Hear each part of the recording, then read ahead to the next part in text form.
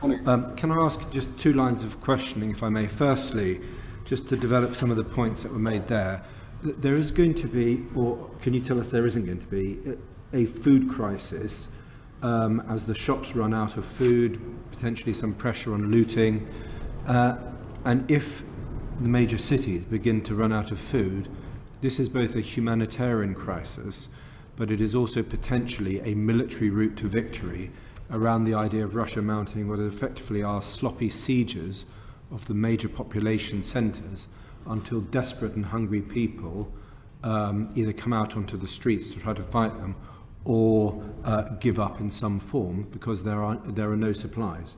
What is your opinion about those scenarios? Thank you. I have some numbers which I will be able to share with you only in close conversations, unfortunately, because that's exactly the purpose of Russians, which you very correctly picked up, that they will try to crush the will of the Ukrainian people to resist. So far, we're working, I'm asking even private citizens to send me pictures of the supermarkets, how shelves are doing, how water is supplied. We see problems with cash, for example, and people just running out of cash. And if we have interruption in the services, the bank terminals won't be working, and we will have to come with some, I don't know, military sort of solution to the distribution of food. Now I am working already with your government, and my embassies are working around the globe trying to reach out to humanitarian organizations. We have to pump up, if I may use this word, as much food as we can until all the routes are blocked. So far we're holding all the routes to west of Ukraine. So we have a lifeline, but this is the bottleneck, very serious one. I'm just thinking if humanitarian ships will be allowed in Black Sea and in Sea of Azov, but we still have to explore this option. So is the Russian strategy, do you think, to militarily defeat Ukraine or to starve and pressure its major cities until effectively a form of surrender? I believe because of the lack of progress, and they hope that they will be able to, to show the superiority everywhere, and the Ukrainians will meet them with flowers. That would be the picture Putin will need on TV, explaining that they're actually not Ukrainians, but some mystical Nazis were fighting with them, and the rest of Ukraine is greeting them with flowers, which is not happening. People are throwing the Molotov cocktails from their car, passing by Russian tanks. So all of this, all hands-on support and resilience is going so much against his plans. And people in Russia themselves start asking questions, what are we doing there and why?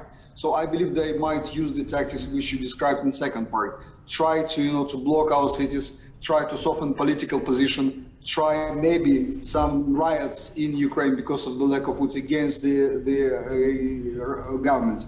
In some cities, we introduced the martial law, if you know, and in some of the cities, looters have been ordered to be shot on the spot, where there are people which take advantage of very difficult situations, and we're dealing with them in military ways. Sorry. Okay. So when it comes to sort of civil breakdown, it's not an either or with arms or food, but it's an and. You need arms and you need food. And just one more slightly general question. How generalized do you think is the fighting? Because the media tends to focus on the most visible. Is it the case that much Russian armor, because it's been moving across the countryside and more sparsely populated areas, is sort of pushing into open space, finding little resistance until it comes to larger towns and cities, and then coming into fibula, so fighting in built-up areas, it then begins to face problems from anti-tank weapons, RPGs, and small arms fire. Is that an accurate assessment? Very accurate. We have 1,110 kilometers of Belarusian border, 400 with unrecognized republics, and almost 700 with Russian Federation. So there are thousands of kilometers of border, which is very difficult to defend. So we are not, stretching our forces to defend lines of front. Instead, what we are trying to do, we are trying to defend major cities. Kharkiv and Kiev have symbolic meaning to Putin. It's not even important strategic sides, but both. One is Kiev is obviously cradle of Orthodoxy, and all, even word Rus, as you know, came from Kiev Rus. So this is symbolically very important. Kharkiv, they're just using the same textbooks they used from 1918 when they couldn't take Kiev. I mean, Bolsheviks at that time, they took to Kharkiv. They announced Kharkiv People's Ukrainian Republic with the new capital of Kharkiv. As soon as Kiev fell, they moved the capital back to Kiev. So I believe that's one of the scenarios. I don't want to, give them a hint, but I believe they're already doing it.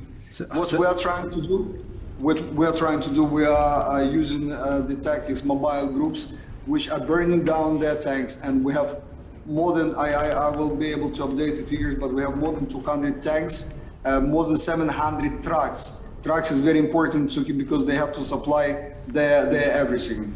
The anti-air, the armored vehicles, the armored personnel vehicles, all of them we used quite successfully, both Enlavs and Javelins, and also our rockets ourselves.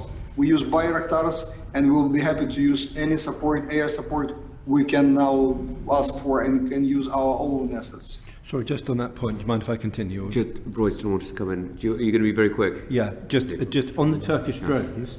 I think there's confusion as to how many you've got. Did you buy enough? How many are being used? How effective they are? And do you have any other loitering drones apart from the Turkish drones? No, we don't have attack drones. We start producing our so-called kamikaze drones, but we are not in operation yet. And we use reconnaissance drones different from different nations. But the attacking capability is in Bayraktars. We need more, and Turkey is supplying, but we are still far from being able to use them effectively.